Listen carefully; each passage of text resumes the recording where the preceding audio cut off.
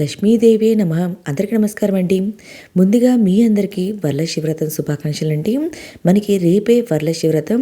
ఈ వరలక్ష్మి వ్రతం రోజున మొదటిసారి పూజ చేసుకునే వాళ్ళని సరే సులభంగా పూర్తిగా అర్థమయ్యేలాగా పూజ ఎలా చేసుకోవాలో ఈ వీడియోలో తెలియజేస్తా అండి.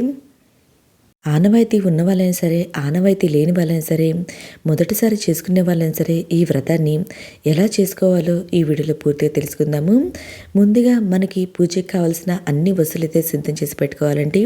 అంటే పూజా సామాగ్రి, పూజకి కావలసిన వస్తువులు పసుపు, కుంకుమ, అక్షింతలు, వస్త్రం, దక్షిణం, తమలపాకులు, వక్కలు, గంధం, పూలు, పళ్ళు, నైవేద్యము, కలశం, బియ్యం, కొబ్బరికాయ, ఇంకా కొందులు, నూనె, వత్తులు, కర్పూరం, అగరబత్తులు, పంచామృతం, పాలు, పెరుగు, తేనె, పంచపాత్ర, ఇంకా గ్లాసులు, ఇవన్నీ కూడా మనం ముందుగానే సిద్ధం చేసి పెట్టుకోవాలండి. తర్వాత మనం పూజనైతే ప్రారంభించాలి. పూజ అనేది పూజా మందిరంలోనే చేసుకోవచ్చు, లేదా సపరేట్గా పీఠం ఏర్పాటు చేసేది చేసుకోవచ్చు అండి. మీ పూజా మందిరం పెద్దదిగా ఉంటే అక్కడైతే పీఠం ఏర్పాటు చేసేది చేసుకోండి. లేకపోతే సపరేట్గా మనం హాల్లో అయినా ఇలా పూజ అయితే చేసుకోవచ్చు. మీరు ఎక్కడైతే పూజ చేయాలనుకుంటున్నారో అక్కడ చక్కగా పసుపు రాసి అష్టదళ పద్మ ముగ్గు అని వేసుకొని ఆ ముగ్గు పైన పసుపు కుంకుమ చల్లుకొని ఆ ముగ్గు పైన పీఠాన్ని అయితే ఏర్పాటు చేసుకోవాలి. తర్వాత ఆ పీటకు కూడా పసుపు రాసి అష్టదళ పద్మ ముగ్గు వేసుకొని పసుపు కుంకుమ చల్లుకొని ఆ పీట పైన ఒక క్లాత్ అనేది వేసుకోవాలి. పసుపుది కానివ్వండి, ఎరుపుది కానివ్వండి, లేదా వైట్ది కానివ్వండి, క్లాత్ ఉంటే వేసుకోండి. తర్వాత ఆ పీట పైన 3 గుప్పెలు బియ్యం అనేది వేసుకొని బియ్యం పైన పసుపు కుంకుమ చల్లుకొని అమ్మవారి చిత్రపటం అయితే పెట్టుకోవాలి. ఒకవేళ మీ దగ్గర అమ్మవారి చిత్రపటం లేకపోతే అమ్మవారి విగ్రహం అయినా పెట్టుకోవచ్చు. ఒకవేళ విగ్రహం కూడా లేకపోతే పసుపు ముద్దతో అమ్మవారిని తయారు చేసుకొని ఆ పసుపు ముద్దలోనే అమ్మవారిని ఆహ్వానం పలుకుంటా అలాగైనా పెట్టుకోవచ్చండి. తర్వాత మనం అమ్మవారికి చక్కగా మీ దగ్గర ఉన్న పుష్పాలతో, మీ దగ్గర ఉన్న నగలతో అలంకరణ అయితే చేసుకోవాలి. తర్వాత మనం కలశాన్ని అయితే ఏర్పాటు చేసుకోవాలండి. కలశాన్ని ఆ పీటపైనే మళ్ళా 3 గుప్పెల బియ్యం అనేది వేసుకొని కలశం చెంబునైతే పెట్టుకోవాలి. ఇక్కడ నేను కలశం చెంబు రాగిది కానివ్వండి, ఇత్తడి కానివ్వండి, లేదా వెండిది కానీ తీసుకోవచ్చు. తర్వాత కలశం చెంబుకి చక్కగా గంధం కుంకుమ బొట్లు అనేది పెట్టుకొని మనం ఒక వైట్ దారంతో పసుపు రాసి దానికి తమలపాకు కట్టి ఆ కలశం చెంబుకైతే కట్టాలండి. తర్వాత మన పీట పైన 3 గుప్పెలు బియ్యం అనేది వేసుకొని ఆ బియ్యం పైన పసుపు కుంకుమ అక్షింతలు చల్లుకొని ఈ కలశం చెంబునైతే పెట్టుకోవాలి. డైరెక్ట్ నేలపైన కలశం చెంబు అయితే పెట్టుకోకూడదు. మనం ఇలా బియ్యం పోసైతే పెట్టుకోవాలి, లేదా ఒక ప్లేట్లో అయినా బియ్యం పోసైనా పెట్టుకోవచ్చు. ఇక్కడ నేను పీట పైన పెట్టుకుంటున్నా అండి. పెట్టుకున్న తర్వాత ఆ కలశం చెంబులో స్వచ్ఛమైన నీరు అనేది పోయాలి. పోసిన తర్వాత కలశం చెంబు నిండా ఆ నీరైతే పోయకూడదండి. కొంచెం గ్యాప్ వచ్చేలాగా నీరైతే పోయాలి. వాటిలో పసుపు, కుంకుమ, అక్షింతలు, గంధము, కాయిన్ అనేది వేసుకోవాలి. కొంతమంది మంగళకరమైన వస్తువులు కూడా వేసుకుంటారు. మీ దగ్గర ఉంటే అవి వేసుకోండి. లేకపోయినా పసుపు, కుంకుమ, అక్షింతలు, గంధము, ఇంకా పూలు, కాయిన్ అనేది వేసుకోవాలి. ఇలా వేసుకున్న తర్వాత 5 తమలపాకులు కానివ్వండి, మామిడాకులు కానివ్వండి ఆ కలశం చెంబులో పెట్టుకోవాలి. పెట్టుకున్న తర్వాత మనం కొబ్బరికాయనైతే పెట్టుకోవాలండి. మీరు చక్కగా ఆ కొబ్బరికాయ కూడా పసుపు రాసి కుంకుమ బొట్లు అనేది పెట్టుకొని ఈ కొబ్బరికాయని కూడా అలంకరించుకోండి. ఆ కొబ్బరికాయని పెట్టుకున్న తర్వాత మన బ్లౌజ్ పీస్ ఉంటుంది కదండి, అది కలశం చెంబుకి ఫోల్డింగ్ అనేది చేసి పెట్టుకోవాలి. కలశాన్ని కూడా చక్కగా అలంకరించుకోవాలి. ఈ పూజ అయిపోయిన తర్వాత ఈ కలశంలోని వాటరు ఇవన్నీ ఏమి చేయాలో మన ఛానల్లో ఆల్రెడీ వీడియో ఉందండి. ఇంట్రెస్ట్ ఉన్న వాళ్ళు చూడండి. తర్వాత కలశానికి మీరేమైనా కాసు తెచ్చుకుంటే ఆ కాసునైతే పసుపు దారంతో కట్టి ఇలా కలశానికి అయితే అలంకరించుకోవచ్చు. లేకపోతే ఇలా పసుపు కొమ్ము ఉంటుంది కండి, ఆ పసుపు కొమ్ముతో దారాన్ని కట్టి ఆ కలశం చెంబుకైతే అలంకరించుకోవచ్చు. ఇంకా ఈ కలశానికి వస్త్రమాలదని సమర్పించాలి. మనం ఏది సమర్పించకపోయినా ఈ వస్త్రమాల ఒకటి సమర్పించినా చాలండి. చక్కగా పుష్పాలతో కలశాన్ని అయితే అలంకరించుకోవాలి. తర్వాత మనం పసుపుతో చేసిన గణపతిని అయితే చేసుకోవాలండి. మనం ముందుగా గణపతికి పూజ చేయాలి కాబట్టి మనం పసుపుతో చేసిన గణపతిని అయితే ఇక్కడ మనం పూజలో పెట్టుకోవచ్చు. ఒకవేళ మీరు పసుపుతో చేసుకోకపోయినా మీ దగ్గర చిన్న గణపతి విగ్రహం ఉన్నా ఆ గణపతి విగ్రహం మీద పెట్టుకోవచ్చు. మనం ఏ పూజ ప్రారంభించినా ఏ వ్రతం చేసినా ముందుగా మనం గణపతికి పూజ అయితే చేసుకోవాలండి.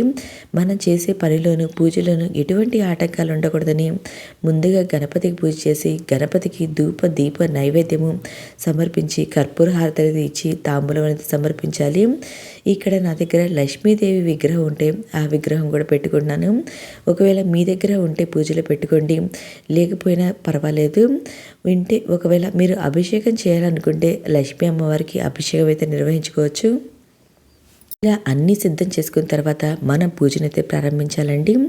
ముందుగా మనం దీపారాధన చేసి గణపతి పూజ అయితే చేయాలి. గణపతికి పూజ చేసిన తర్వాత మనం లక్ష్మీ అమ్మవారికి పూజ అయితే చేయాలండి. ఇక్కడ కలశ పూజ కూడా చేసుకోవాలి. కలశ పూజ అయిపోయిన తర్వాత అమ్మవారికి అష్టోత్తరం చదువుకుంటాం. పూలతో కానివ్వండి, అక్షింతలతో కానివ్వండి, మీ దగ్గర ఏవి ఉంటే అమ్మవారికి సమర్పిస్తాం. ఈ పూజ అయితే నిర్వహించుకోవాలి. షోడోపచారాలతో అమ్మవారికి పూజ అయితే చేయాలండి. షోడోపచారాలు అంటే 16 ఉపచారాలండి. 16 ఉపచారాలతో అమ్మవారికి పూజ అయితే చేసుకోవాలి. ఒకవేళ మీకు 16 ఉపచారాలతో పూజ చేసుకోవడం కుదరపోతే మనం దీపారాధన చేసుకొని గణపతి పూజ చేసుకొని తర్వాత లక్ష్మీ అమ్మవారికి పూజ అయితే చేసుకోవాలి. తర్వాత నైవేద్యం సమర్పించి అమ్మవారికి హారతి అనేది ఇవ్వాలండి. ఇలాగైనా పూజ చేసుకోవచ్చు. మీకు చదవడం వస్తే వరలక్ష్మి వ్రతం బుక్ అనేది ఉంటుందండి మార్కెట్లో. అదైనా తెచ్చుకొని మనం ఆ బుక్ చదువుకుంటూ అయినా పూజ చేసుకోవచ్చు. లేకపోయినా మనం ప్రతి ఒక్కటి చేసే పని కూడా ఈ 16 ఉపచారాలకు సంబంధించి చేస్తామండి. కానీ ఏంటంటే మనకి మంత్రాలతో అమ్మవారికి చెప్తా ఆహ్వానం పలకడం మనకి తెలియదు, అంతే మంత్రాలు రావు కాబట్టి. లేదా మనం ఇలా ఒక్కోటి అనుకుంటాం, అంటే ఆవాహన చేసుకుంటాం. అమ్మవారికి ఆహ్వాన పలుకుతారు. లక్ష్మీదేవికి పూజను ఆహ్వానించండి, ఆసనం చేయండి, ఆసనం సమర్పయామి, పాడ్యం సమర్పయామి, ఆర్ఘ్యం సమర్పయామి, ఆచమనీయం సమర్పయామి అంటే నీరు సమర్పించడం, స్నానం సమర్పయామి, వస్త్రం సమర్పయామి. ఇలా మీరు ఏమేమి అమ్మవారికి ఇస్తున్నారు అవన్నీ కూడా అమ్మవారికి సమర్పయామి అని అనుకుంటా కూడా మనం ఈ పూజ అయితే నిర్వహించుకోవచ్చు. గణపతి పూజ అయిపోయిన తర్వాత మనం కలశానికి అయితే పూజ చేసుకోవాలి. తర్వాత కలశ పూజ కూడా అయిపోయిన తర్వాత కలశ పూజ అంటే ఏం లేదండి, అమ్మవారి దగ్గర పుష్పాలు సమర్పించి అమ్మవారి నామాలు చదువుకుంటా కలశ పూజ చేయాలి. తర్వాత పూలతో అమ్మవారి అష్టోత్తరం చదువుకుంటా కలశానికైతే పూజ చేసుకోవాలండి. ఇక్కడ వీడియోలో చూపిస్తున్న విధంగా ముందుగా దీపారాధన చేసుకున్న తర్వాత దీపానికి నమస్కారం చేసుకొని గణపతికి పూజ అయితే చేసుకోవాలి. గణపతికి ధూపం దీపం నైవేద్యం సమర్పించాలి. నైవేద్యంగా మీరు ఏది చేసుకుంటే అది సమర్పించండి, లేకపోతే చిన్న బెల్లం ముక్క అయినా సమర్పించవచ్చు. తర్వాత గణపతికి తాంబూలం అనేది సమర్పించాలి. తర్వాత మనం లక్ష్మీ అమ్మవారికి పూజ అయితే చేసుకోవాలండి. తర్వాత కలశ పూజ అనేది నిర్వహించుకోవాలి. అమ్మవారి అష్టోత్తరం చదువుకుంటా పూలతో కానివ్వండి, మీ దగ్గర ఉన్న మంగళకరమైన వస్తువులతో కానివ్వండి అమ్మవారికి పూజ అయితే నిర్వహించుకోవాలి. తర్వాత మనం తోరగ్రంథి పూజ అయితే చేసుకోవాలండి. మన చేతిలో తోరాలు అయితే పట్టుకొని ఒక్కొక్క ముడికి ఒక కుంకుమ బొట్లు పెట్టుకుంటా తోరగ్రంథి పూజ అయితే చేసుకోవాలి. తర్వాత మనం అమ్మవారికి నైవేద్యం అనేది సమర్పించాలి. నైవేద్యం సమర్పించిన తర్వాత మీరు ఏవే నైవేద్యాలు చేసుకుంటున్నారో అమ్మవారికి ఆ నైవేద్యాలు అన్నీ కూడా సమర్పించాలి. మీరు ఎన్ని చేసుకోగలిగితే అన్ని చేసుకోండి, మీ వీలుని బట్టే చేసుకోండి. తర్వాత అమ్మవారికి హారతి అనేది ఇవ్వాలి. తర్వాత కొన్ని అక్షింతలను చేతులు పట్టుకొని అమ్మవారి వ్రత కథ అనేది చదువుకోవాలండి. తర్వాత అమ్మవారిని ప్రార్థించుకోవాలి. లక్ష్మీదేవిని మనస్ఫూర్తిగా ప్రార్థించి తమ కోరికలను చెప్పుకోవాలండి. ఇలా పూజ అంతా అయిపోయిన తర్వాత అమ్మవారిని క్షమాపణ కోరుకోవాలి. అంటే మేము చేసిన పూజలో ఏమన్నా తప్పులు ఉంటే మమ్మల్ని క్షమించి తల్లి అనుకుంటా అమ్మవారిని క్షమాపణ కోరుకోవాలి. ఈ విధంగా వరలక్ష్మి వ్రతం రోజున ఉదయం వేళలో పూజ నిర్వహించుకోవాలి. కుదిరితే మీకు ఉదయం వేళలో 8:30 లోపైతే పూజ చేసుకోండి. ఒకవేళ ప్రసాదాలు చేసుకుంటా ఇవన్నీ కుదరదు కాబట్టి మనం 11 లోపు 12 లోపు అయితే ఈ పూజ నిర్వహించుకోవాలి. ఇంకా అమ్మవారికి వాయనం అనేది సమర్పించాలి.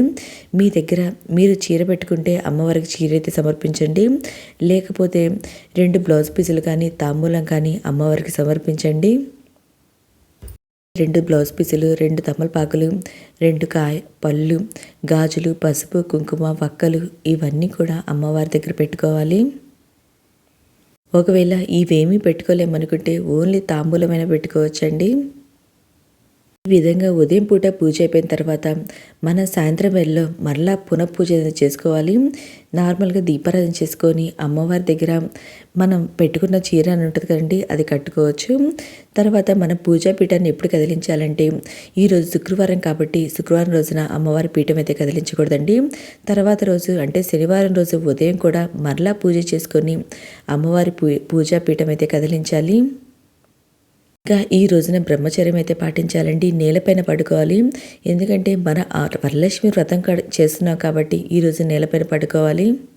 ఓకే అండి, మీకు ఇంకా ఈ వరలక్ష్మి వ్రతానికి సంబంధించి ఏమన్నా సందేహాలుంటే నా కమెంట్ బాక్స్లో కమెంట్ చేయండి. నేను ప్రతి ఒక్కరికి రిప్లై అందిస్తాను. నేను ఈ విధంగా తేలికగా సింపుల్గా వరలక్ష్మి వ్రతాన్ని అయితే చేసుకున్నాను అండి. మీకు ఈ వీడియో నచ్చినట్లయితే లైక్ చేయండి. మీ ఫ్రెండ్స్ అండ్ ఫ్యామిలీ మెంబర్కి షేర్ చేయండి. Thank you for watching.